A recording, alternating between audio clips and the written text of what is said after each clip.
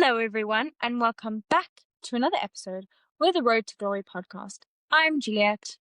And I'm Cecilia, and today is a very sad day for all us feeder series fans of F2, because obviously this is our final race review you have just clicked onto of the year, the Abu Dhabi race review, and oh my god, I'm not ready for this to be our last race review of the year. I've just realized the next time we see cars on track for a Grand Prix, not testing, will be Australia in March, Yes. which is a very far away. It's sad, but also, we need to have an off period. We need to have an end to the season, so it had to come eventually. It had to come at some point, and now it is finally here. And obviously, Abu Dhabi, even though it may not be the most exciting track, I will say we still got some interesting things happening in the races in F2. And obviously, we already had our championship, like the drivers' champion crowned in Qatar, so nothing much there happened. But obviously, we still had the teams' championship and P2 and P3 left to be decided. So we definitely had a lot of stuff going on this weekend. However, before we get into that, we have had a lot of announcements these past couple of days, this past week, especially today of recording, Monday. All F2 teams were like, oh shit, we have postseason testing 2 days from now. Let's just announce all our drivers. Exactly. We got a lot of announcements, and I think one of the most exciting ones was that Alex Dunn will be staying with Rodin for another season. I'm very intrigued to see if he gets picked up by a different academy that could perhaps have a seat for him in 2027. Because now that he's doing another season, I feel like it would be good for him to join a different academy where there is room to grow. Yes, because obviously when he parted ways with McLaren earlier this season, there was a lot of rumors surrounding him because he obviously, there is no secret of him talking with Helmut Marko, so obviously with the Red Bull family, but that has kind of seemed to have fizzled out. So now the big rumor is he could potentially join the Alpine Academy next year. Yeah, good luck to you.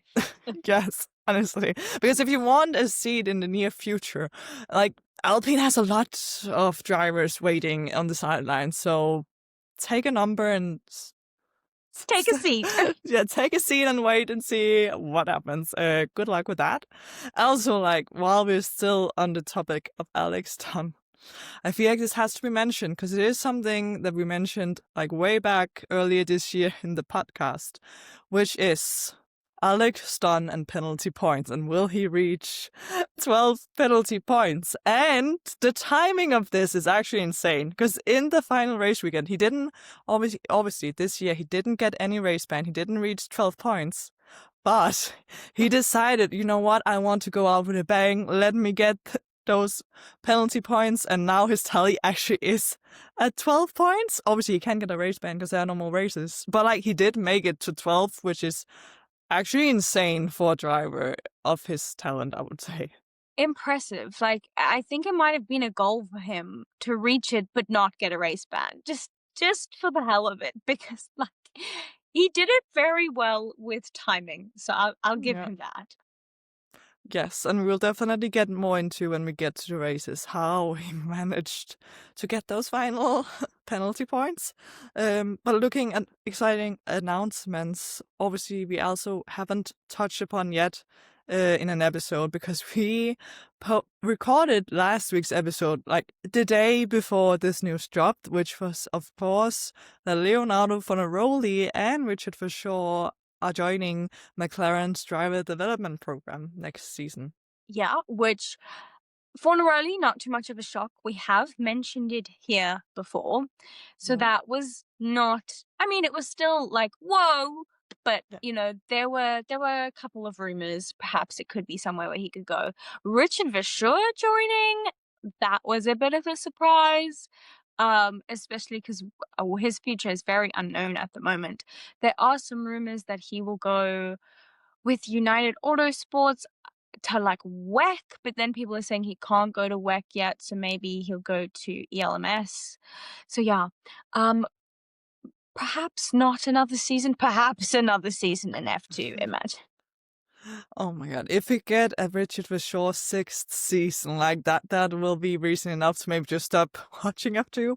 Obviously I would never stop watching F2. But like surely he won't be back. Also I can't see where he potentially would stay No. in F2, like with what team. So probably will move on. Definitely, as you say, it came as a bit of a shock that after 5 seasons in F2, now is the time he gets picked up by an F1 team.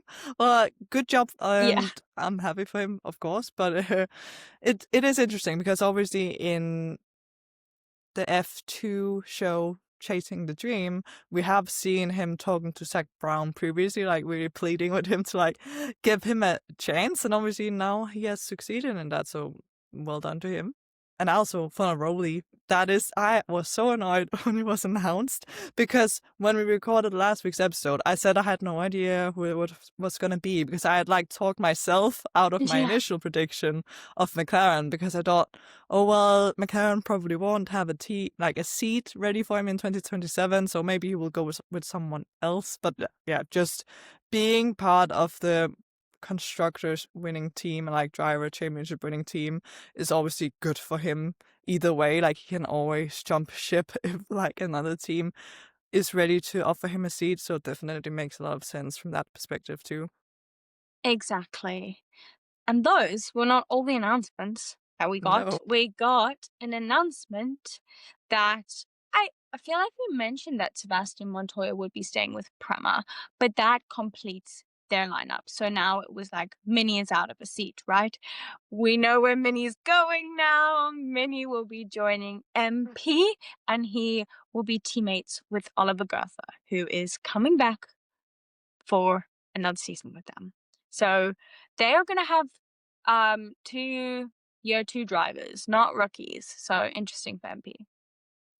Yes, definitely hope that MP will be able to fight for some wins next season, maybe even the championship. Who knows? They have done it in the past because Mini is definitely a driver who came into F2 with higher expectations of him than what Mm, we saw at Prema. So it will be interesting to see what he can achieve at MP, and also just in general that he has been confirmed at MP makes me so happy because for those who watched our F2 driver predictions episode, we were so confused about where Mini would be going because all the yeah. rumors were saying he would be leaving Prema, which obviously ended up being true.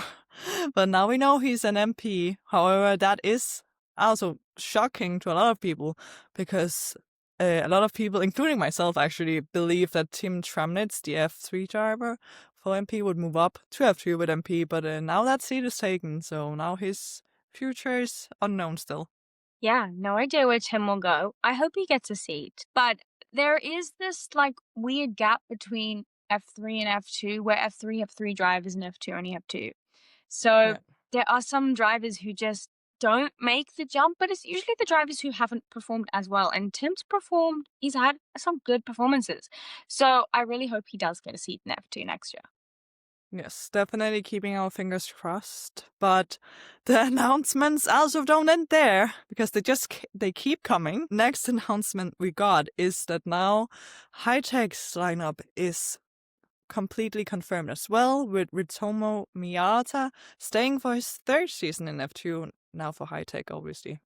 Exactly. He makes the switch from ART to high tech, which is interesting.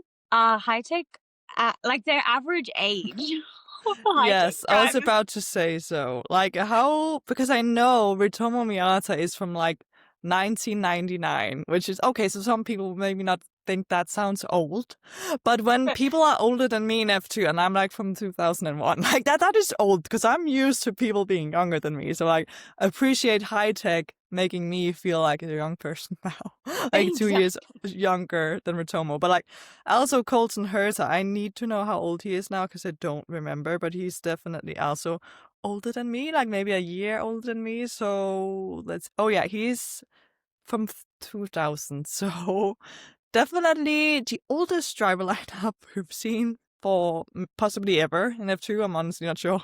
Yeah. Interesting to see how they do as teammates as well. I can't imagine them interacting in my mind. Like they're from No.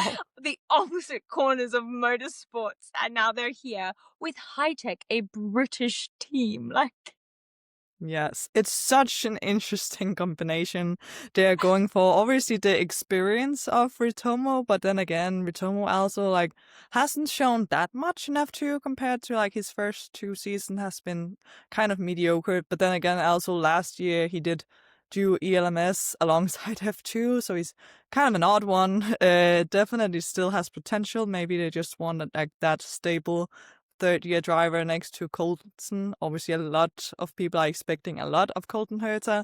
So will be interesting how they perform next year, for sure. definitely. Do we have any other announcements? I'm trying to think. We do. We have the low-key sad announcement because whenever it comes to Trident in F2, Oh you right. know, it is the people who do not want to be there. Like, I'm so sorry, Trident, but you are struggling, and it shows because unfortunately for Lawrence van Hoopen, he has been announced to be driving for Trident full-time next season after he has been doing the final 3 rounds this season for Trident. Yeah. R.I.P. Lawrence. I hope you can drag that Trident to places it's Yeah. never been before. Yes, we believe in you, Lawrence. Like, he hasn't been performing well, though. Like, it isn't boding well with the first 3 races he was doing. No. But, like, who knows what a postseason test, preseason test can do for him going into next year with some tracks he has actually been at in F3, now in F2. Maybe that will help him. We'll have to wait and see for sure. But I think that is all the announcements we have as of recording, but knowing F2 and that the postseason test, like the first day of the postseason test, has already had noise going on when this episode comes out on Wednesday. Yeah. So honestly, probably half the grid will be announced by then. We'll let you know in the description if any other announcements has been made. And also go follow us on Instagram because we post all the announcements on our story there. And also like just in general, follow us on our social media and we'll keep you up to date. Yes. One more thing I will mention is this is not like an announcement or whatever, but I'm pretty sure in an interview, Luke Browning has confirmed that he will not be doing another season of F2. He's just done the one, which just take my heart out and stamp on it. Like, why don't you? But hoping for bigger and better things. He is testing with Super Formula, so perhaps he will go there. And he's also still connected to Williams as of now. So hoping for a third driver's seat there, but it's just very sad. I mean, you want your driver to go into F2, perform really well in their rookie season and then move up. But Luke has been performing well. He just kind of dropped off towards the end in the last 2 races. So that's unfortunately a bit sad that, I mean, we'll get onto more of the results a little bit later. But yes, we can jump in to the weekend, starting with practice, where low-key, not much happened. No, honestly, we can, now that we have spent so much time talking about announcements, I'm pretty sure we can easily breeze through practice. We had actually the people who would end up performing decently well across the weekend were at the top of practice. We had Jak Crawford really coming in saying, I want that P2 in the standings, being fastest in practice. And we also saw some great pace by Prema. I was being deluded into thinking Prema might be back at this point with mini P2, and also Sebastian further down, but like still showing some great pace that just didn't put it together right at the end. Also, like times in practice don't really matter. No. People were like getting to grips with the circuit, with the tire. Nothing much happened. I also think it is relevant to mention before we jump into qualifying that 4 of the F2 drivers participated in the F1 practice one, because obviously like the stress of going from an F1 car, literally only having 30 minutes from when the time ticks out in the FP1 session, so then you are literally sitting in your F2 car having to do qualifying, a competitive session in completely different machinery, amazes me every single time in Abu Dhabi. They always do it in Abu Dhabi because they always have Yeah. the FP1 and F1 where there's rookies in it, and then they have to jump to qualifying, Mm. and it's so stressful because there is such a difference between an F2 and F1 car. So you know what? I'm gonna blame Luke Browning's performance on that. He was getting Yes. to grips with the F2 car. I'll leave it on that because he did the FP1 session with Williams. We also had Kian Shields in Aston Martin, Jak Crawford in Aston Martin as well. So Aston Martin had a full rookie lineup. And of course, we had Arvid Lindblad in the seat, in the Red Bull seat. Yes, seeing Arvid in the Racing Bulls next year will be crazy, actually. Like, my mind can't compute it. And I No. know it's also like a point people always bring up that I don't know if you can necessarily say something is wrong with F2 because it's not. It's just the way F1 teams work. Obviously, you will always pick your junior driver over someone else. Like, Yeah.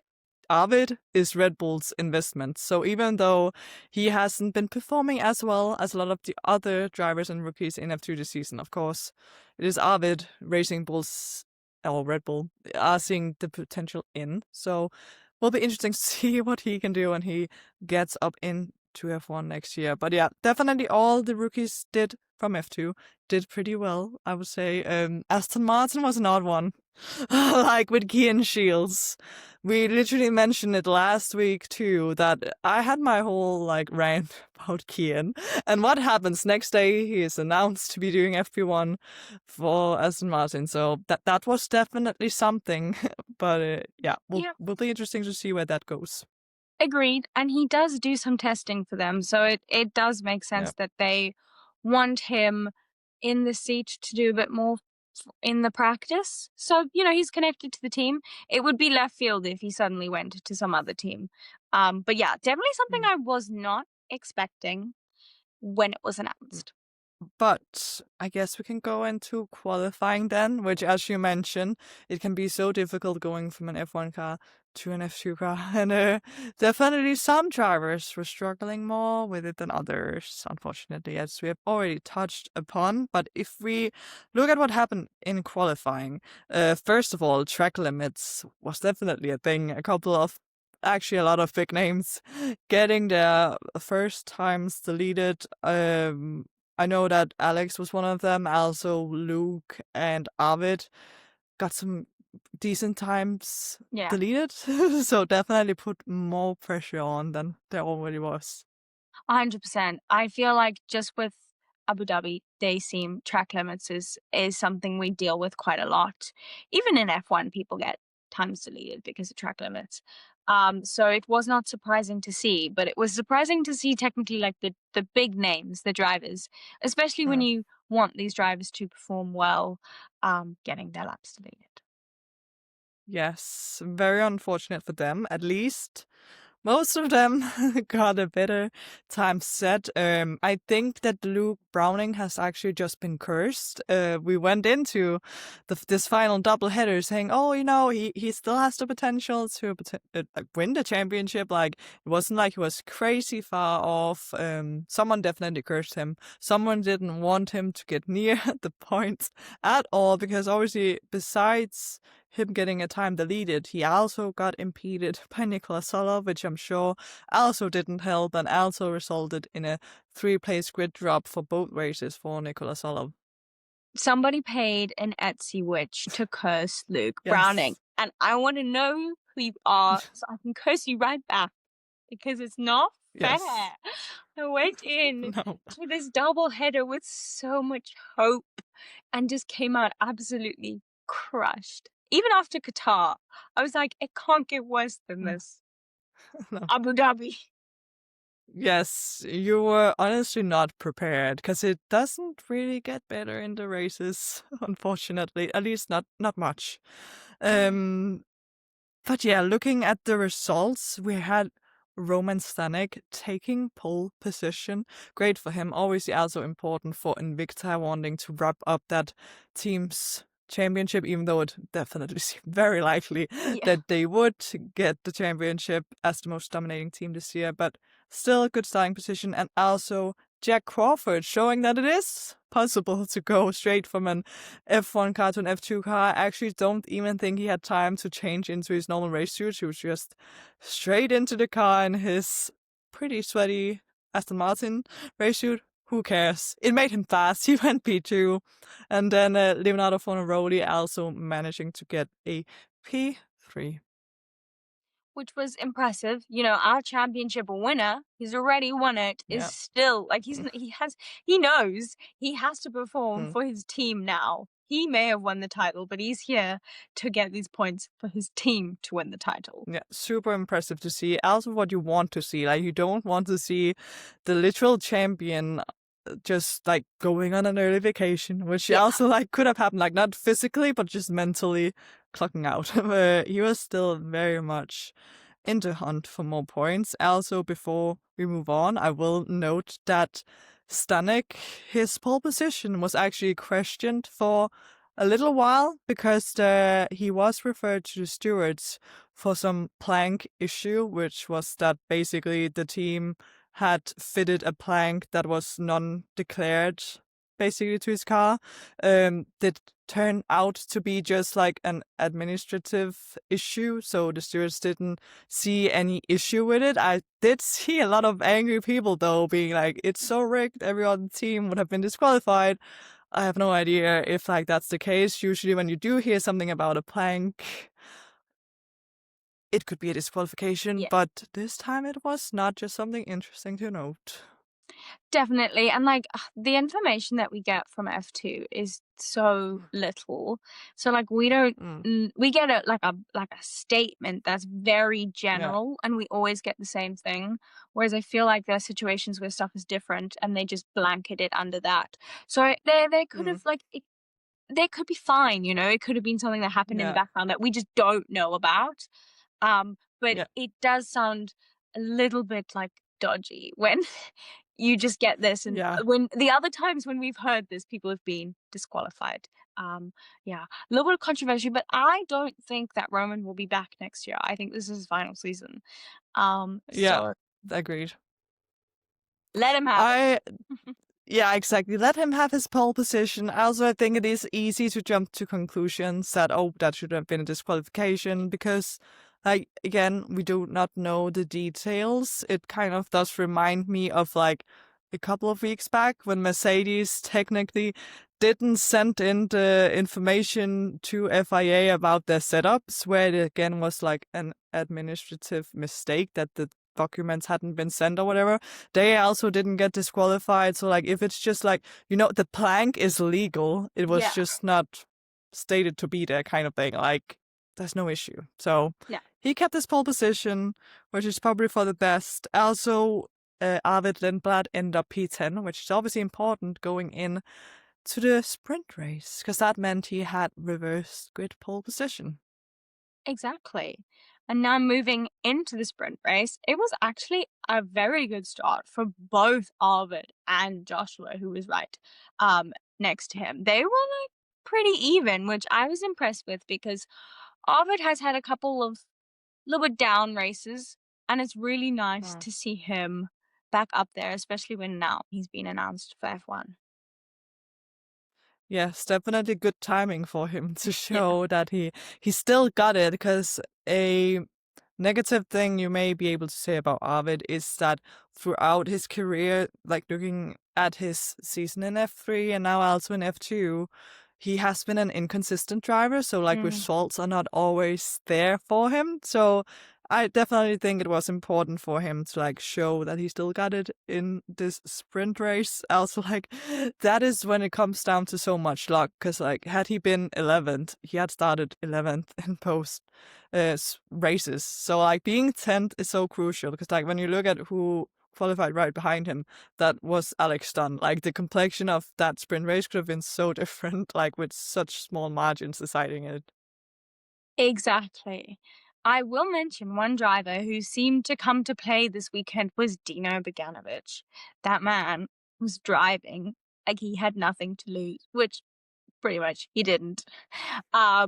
But he was shoving poor Victor off the track and he was just fighting. And I just feel like Victor had a bad start. Then the unluckiest driver is come back into the conversation. Yes. Victor can't catch a break. He had the win in Qatar, which was great to see, but his luck is just, other than that, non-existing. I was like talking about being slightly unlucky. I will say Sebastian Montoya's start, like not stalling, but having such a terrible start. It looked like a stall, like just jumping way back. The two Invictus almost driving each other into the wall because they were trying to dodge him. I don't even know what was going on there. The start around Montoya was definitely chaotic with such a bad getaway he got. Yeah, he literally dropped down to P17. He was fighting with Luke for P16. And that's when you know he's right at the back of the field. That is where we have come to, honestly. That is sad. Like, it should have been higher up in the field, but that is what it is. They were both unlucky for sure. Also, not much happened in the beginning of the race. Other than that, obviously the beginning, there's always some fights going on. But after that, I feel like it settled quite a bit until we had John Bennett finally running in a decent position, actually. Yeah. His engine was just like, you know what? I'm done for the day. See you tomorrow. Like, just going up in smoke. Yeah, it was like scary. 1 second he's going, and then the engine says, bye-bye, I'm done. I don't want to do this anymore. Luckily, he did kind of end by a little bit of like an escape road. But he did bring out the safety car. Virtual safety car. Yes. Yeah, virtual safety car. Important to note that. But yeah, it didn't change much of the complexion. No. Like up at the front, it was kind of an odd one because obviously Arvid was leading the whole race, and then somehow Joshua Dirksen got a good virtual safety car restart, because obviously that is always a tricky one, because like safety car restarts is pretty straightforward ish, like you know when the person is allowed to go. Virtual safety cars can end whenever they want to end. So like having your delta time and like being prepared also to go when it goes green without it is interesting. Sometimes people do like gain a small advantage by like really nailing it. Definitely it did help Joshua, but then it just was meant to be. He didn't ever like really come that close to challenging Arvid. Also went off track himself in the pursuit of him. But yeah, very quiet race at the front, I would say. I would agree. And then we also kind of got into a little bit of a lull after that as well, where like there were some people who were fighting, but like there weren't that many positions being taken. No one was climbing up the field. We did get Jak and Gabriele fighting, which was scary. They were literally wheel to wheel. And I was like, something's gonna happen here. Like, can we please calm down, was all I was thinking, because Jak Crawford really came into this weekend being like, I want that P2 in the standings, obviously being equal on points with Richard for sure. Crucially, however, he did qualify way better than Richard being down in P12 in qualifying, I believe, so starting P12 both races. But that wasn't enough for Jak. He wanted every last point he could get, and it could also prove to be crucial with what happened in race 2. But yeah, definitely fighting hard against Mini, and I'm so tired of seeing people fighting with Mini, because somehow it always ends up being Mini that get just shoved off the track pretty much, because I do feel like it was fair racing to a point. Like Mini left enough room for Jak in one corner, and that's fine. They kept continuing the fight, and then next thing you know, at another corner where the curb is quite a bit more aggressive than in some of the other corners, Mini was shoved off almost by Jak, going into the air for a moment. Like, I audibly gasped when it happened. But he was fine. Mini was fine, but he dropped out of the points paying positions, and I was actually just so sad in that moment because even the commentators before this happened, when Mini was running in P8, they were talking about, oh, such a good result for Prema, and I'm like, is this where we've come to? Is like Mini fighting for 1 point in P8? Is that good for Prema? Because the downfall is so real now. We do get redemption in race 2. I will say that. It was not We all do. bad. But it definitely was a scary moment when you saw Mini flying through the air. Like, literally, he was airborne for a bit. I was like, oh, is he going to keep going? Like, is he going to flip over? Because sometimes we know F2 cars, they can flip. They like to flip. Yes. Luckily, that didn't happen. He was able to continue on. Also, that kind of just was the part of the race where more people started to get a bit more daring whenever, you get to that point where some drivers has saved more of the tires, essentially, been better at preserving them, that this does start to be like a difference in performance. Also, which Dino took advantage of. Like, I don't even know how he got past Oliver Goethe, because he made the biggest lock up and still somehow made the corner and took the position. He went wide, he went round the outside, but he still got it done. Yes, Dino truly was on a mission, honestly, in this weekend overall. He really was. And that was not the end of the battling for Jak, because Jak was like, no, Nope. I need to now fight with Victor. And unfortunately, he did lose a bit of his front wing during this fight. Didn't really seem to matter. Victor lost out, unfortunately, when Jak overtook him. Again, I feel so bad for Victor. Yeah, honestly, maybe it's good that he has been put out of his misery now, because nothing has seemed to work for him since his rookie season in F2, which seems so weird because it's usually like the other way around. Like, you obviously progressively get better. It's not like Victor has gotten worse, but like, I don't even know what's happened. He just hasn't had the same results as he had in that first season, even though this is his third year at the same team as well. So it shouldn't have been like that massive change, but ART has definitely been on a downward spiral like Prema after this new F2 car got introduced last year. Exactly. I don't really have any other notes from this race except for who we got on the podium. So back to the front of the field, we had Arvid getting the win. Yay. Good for you, Arvid. Yes. Felt like this was needed. And then we had Joshua Dirksen in P2 and Nikola Solov in P3. Just very impressive. He's only just stepped up. He's only been in that car for like 2 races because he's in Pepe's place, and just incredible performance for him.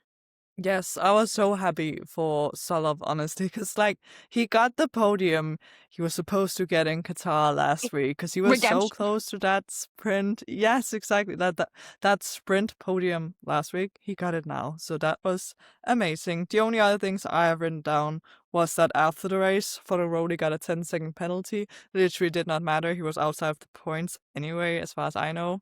And small note was the cooldown room was an odd one, because in Abu Dhabi, for whatever reason, there's like a glass wall where I don't know if there's some people from the paddock probably can like just look at the drivers. It was literally like people looking in a zoo or something, and the animals being the drivers. And it was a very odd one. Literally like a fish tank. Like, it was the attractive male fish tank moment we had going on there. Honestly, I don't know what was going on. I was like, what? These people just literally standing with their phones filming them sitting in the cooldown room. Definitely unique, especially with like the couch that they have in the cooldown room. Abu Dhabi is it's a crazy place. It is. I guess we can move on then to race 2, which even before the race has started, we have some serious drama going on for the fight for P2, because these things happen in F2 sometimes, that the teams just mess up. And like when they Yeah. mess up, they really mess up. Like it's always the people who are in the good positions who like just get caught out by their team doing silly things. So Jak Crawford, supposed to start P2, literally even before the race has really started, gets a 10-second stop and go penalty. Yep, because I feel like it was such a weird situation. His team like hadn't fitted the wheels in time. There's like a regulation where the wheels have to be on the car, but also the commentators were saying the wheels were fitted wrong, like it was turned the wrong way. I don't know. There was a lot happening, and it's just like Jak is just a complete passenger in this. Like the man did Mm, nothing. He was sitting in his car, but he gets a 10-second mm. stop go penalty.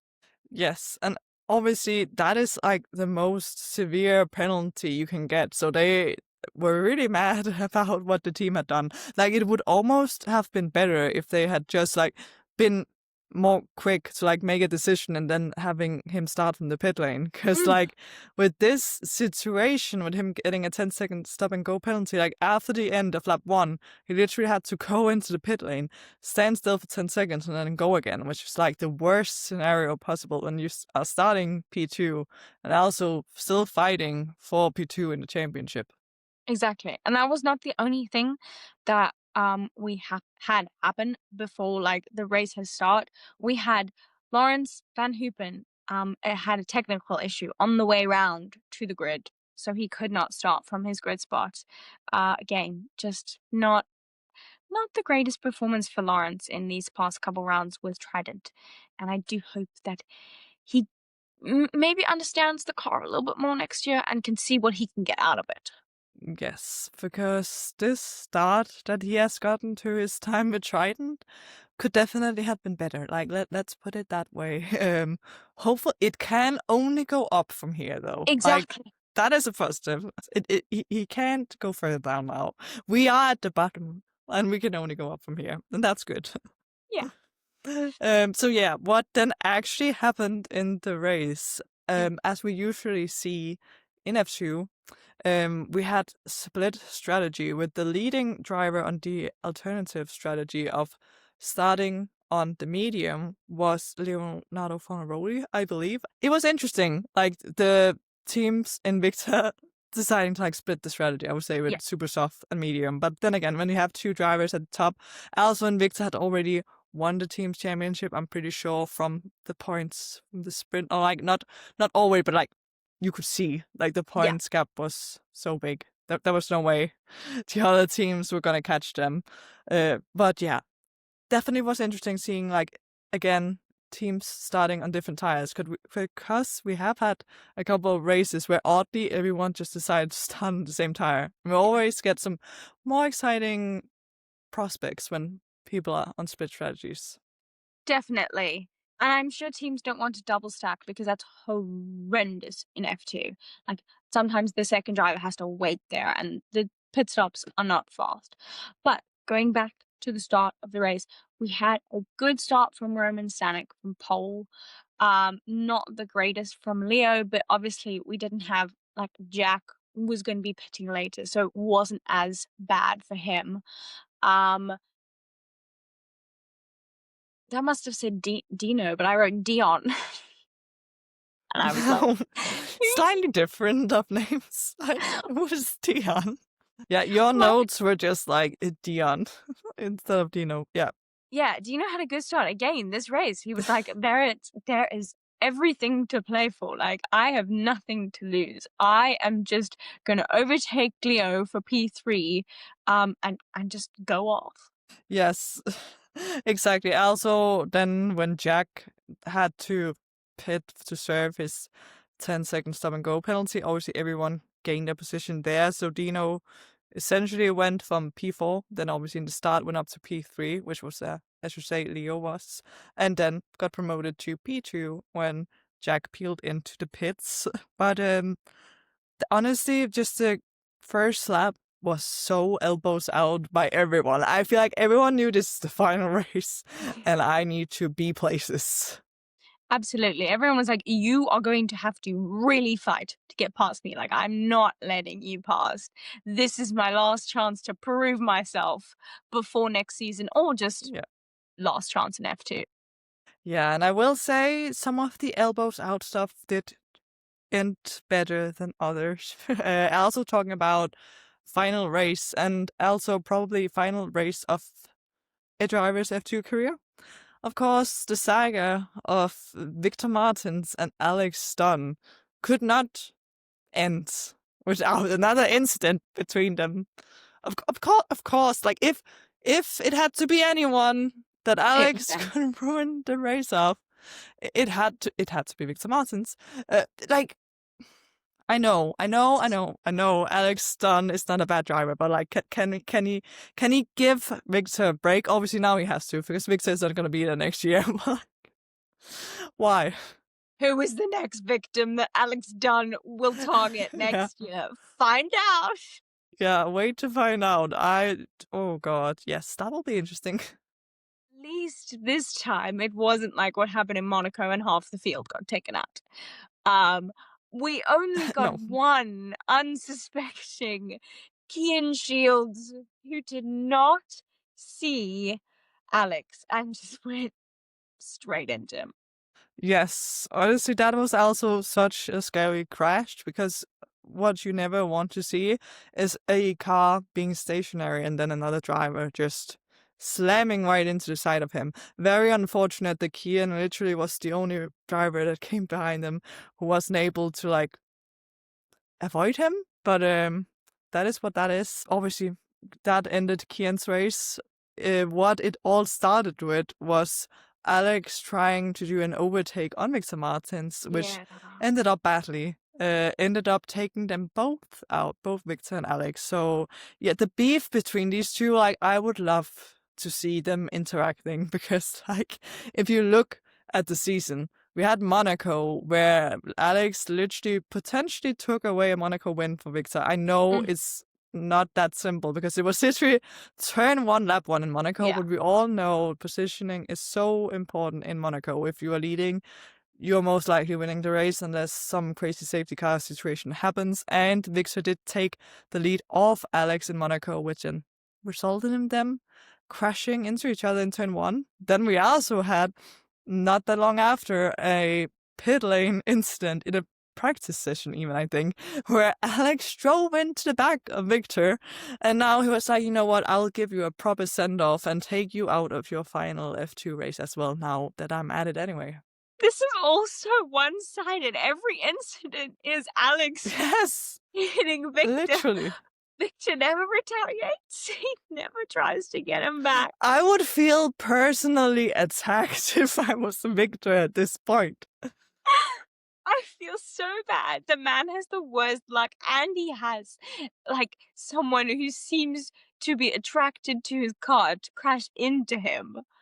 And we know it was Alex Dunn's fault because he got a 10-second time penalty for the incident. He was out of the race. He did get out Yes. of the car and was limping a little bit, which was like, you never want to see a driver get out and not be No. perfectly okay. But those two, there is so much beef Yes. between them. There is. And we all know that it's not like intentional that he's targeting Mixer, but like you couldn't write this that Really? it just happens to be him every time. Like but that is just because Victor Martins is the unluckiest driver in F2. So that really attracts Alex Dunn for some reason. Like it always has to be him. And of course happy to see everyone were okay. But also when you see that 10-second time penalty going to Alex Dunn, you know it's bad when he's literally out of the race. Like you Yeah. usually don't see those time penalties like being instantly given. Like if Mm. or everyone involved are out of the race, it's usually we'll just look at it after the race and like. But no, it was instant 10-second time penalty, and I do believe Alex is a driver with great potential. Like there's Mm. nothing with that. Like obviously No. he is a great driver. Yeah. But it is a shame to see such a good driver, which we have touched on before, making so many mistakes where it's like not him being unlucky. It's not him like crashing because of other people. Like, it is him being at fault most of the times. Obviously, not every time, but like being able to stack up 12 penalty points in one Mm. season for a driver that should be better than that is just like definitely something Alex has to look into, and potentially, obviously, not change his driving completely, but still like learn from it at least. Yeah. Definitely going into a second season, he needs to just assess what happened this year and try and iron out these little details that have not been going great for him. Obviously, this huge incident with 3 cars crashing into each other caused a safety car. And now we're in like the beginning laps. So drivers are hoping, the ones who are on the softs, that the safety car stays until after lap 6 so they can get a much cheaper pit stop. But unfortunately for them, the safety car came in on lap 5, so no one could pit under it, which probably was better in race controls, like from the perspective of them, so that they're not giving any like good opportunities to someone. They're keeping it fair. Yeah, exactly. Because if it is possible for them to not intervene too much, that they will take that option. Obviously, everyone who were on the softer tire, it was the super soft that was Yeah. picked for this weekend in Abu Dhabi. So it was a given. Everyone starting on that would most likely pit at the first opportunity they get, which is at the end of lap 6. So definitely from like a fairness perspective, good timing that it wasn't like in that window that the safety Yeah. car was still out.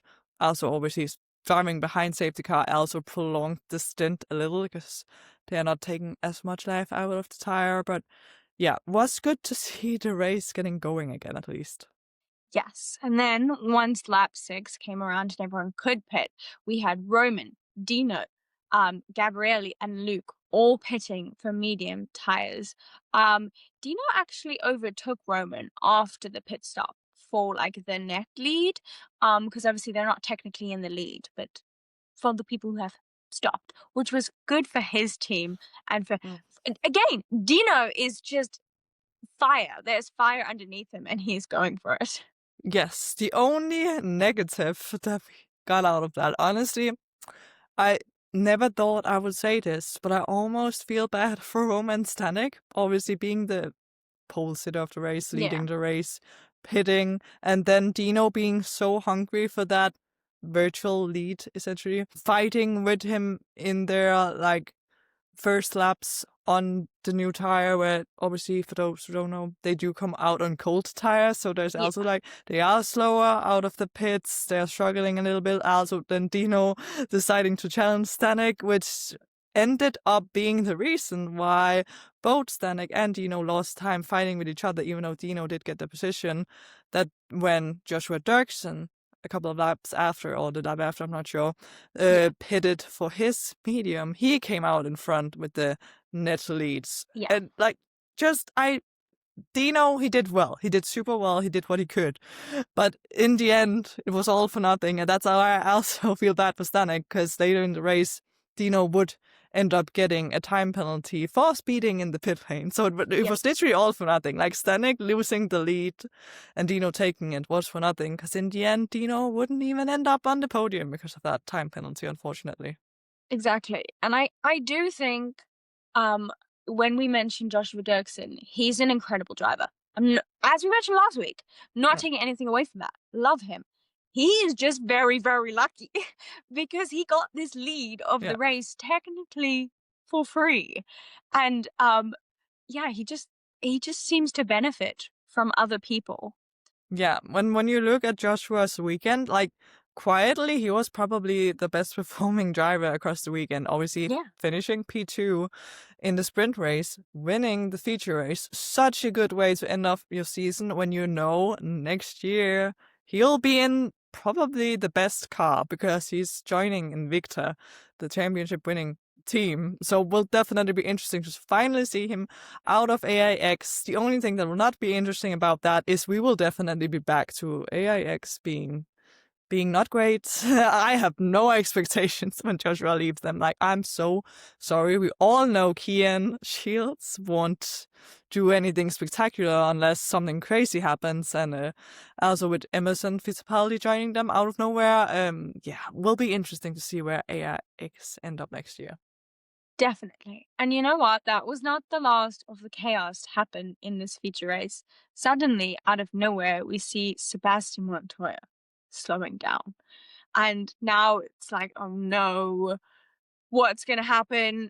He had some sort of technical failure. And it was just yellow flags for a little while because he'd also driven to like almost an escape road.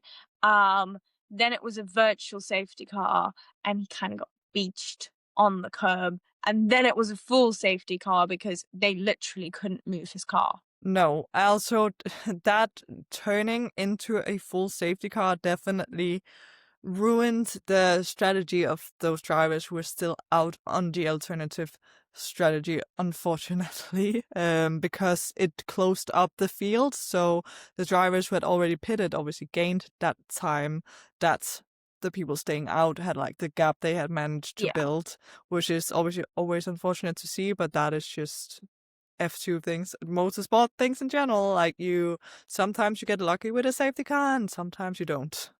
I will say the most notable thing that happened around this time from the entire race was Gabriele's Mini's radio saying he had a thorn in his finger.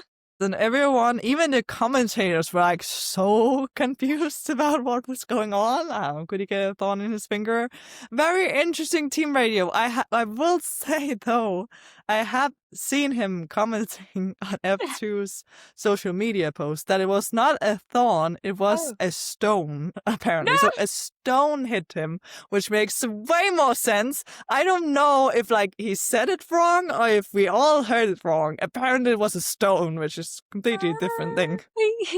Yeah, also I feel like a stone hitting your finger, like, you know, there's gravel, there's stones around, but like a thorn, and like the thorn would have to be in his gloves. Yes. Definitely did not make sense. No. The stone we hear about a lot, and that can be very bad because obviously at those speeds it hits so hard.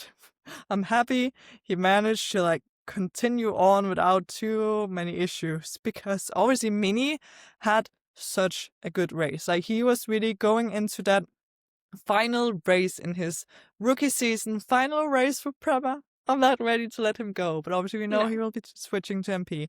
But, like, literally going for, first of all, Mini's race, it's a fault we haven't touched on it yet, because he went from P13, his starting position, all the way up to P6 at the end of lap 1. Obviously, he was one of the drivers starting on the super soft, so definitely won by, like, getting more purchase off the line, but still amazingly driven, passing people left and right, continuing to have a good race, and then, thankfully, because of Dino's penalty, he did manage, like, stay within those 5 seconds behind Dino, which of course you never want to see driver get a penalty and then someone else, like, benefit gaining from it. But, like, but when it was Mini, I was happy because we needed that final podium for Mini, like, to send him off away from Perma. I love to see that.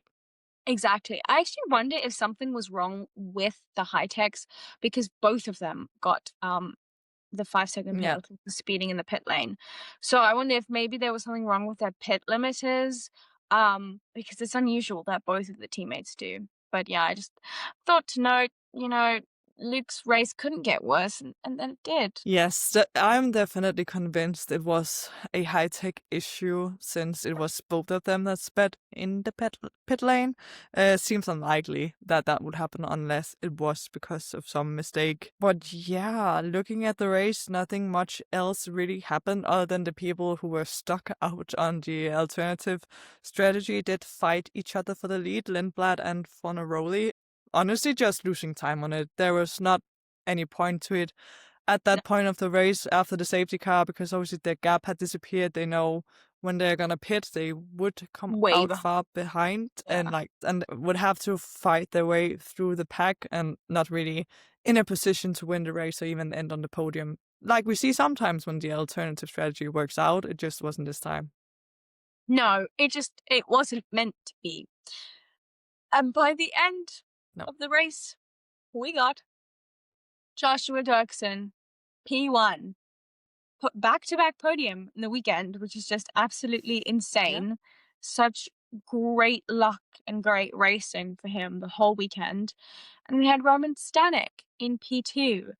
And Gabriele Mini in P3, as we mentioned. So a nice, really nice podium for Mini for his last race with Prema. Stanek, which we kind of assume is his last race in F2, and then Joshua in his last race for AIX.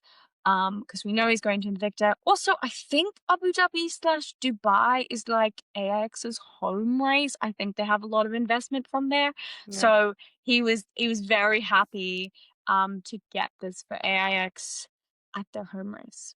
Yes, definitely well-deserved win after he basically took the lead in the pit lane, having as we already mentioned, Stanek and Dino battling after their pit stop, but still deserving nonetheless. He did keep the lead comfortably. It wasn't like he was pressured from behind that much. If anything, Dino were kind of not able at all to really pull out any kind of a gap, even though he knew he had that 5-second time penalty.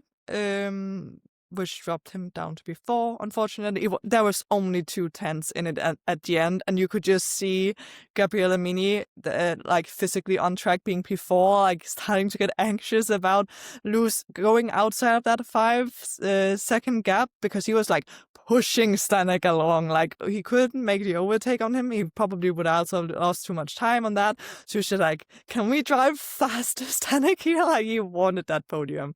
Yeah, like, and he got it in the end, which is great. And also, before we completely wrap off this race, it also has to be mentioned, like, the redemption and comeback of Jak Crawford from having that 10-second time, like, stop-go penalty, also obviously being helped out slightly by the safety cars, like, ended up fighting his way back up to a P10 and a point for fastest lap as well, and ended up P2 in the standings, only 5 points ahead of Richard Verschoor, who didn't have the best weekend, let's just say. I don't even think he got any points potentially this weekend, but still ended P3 in the standings.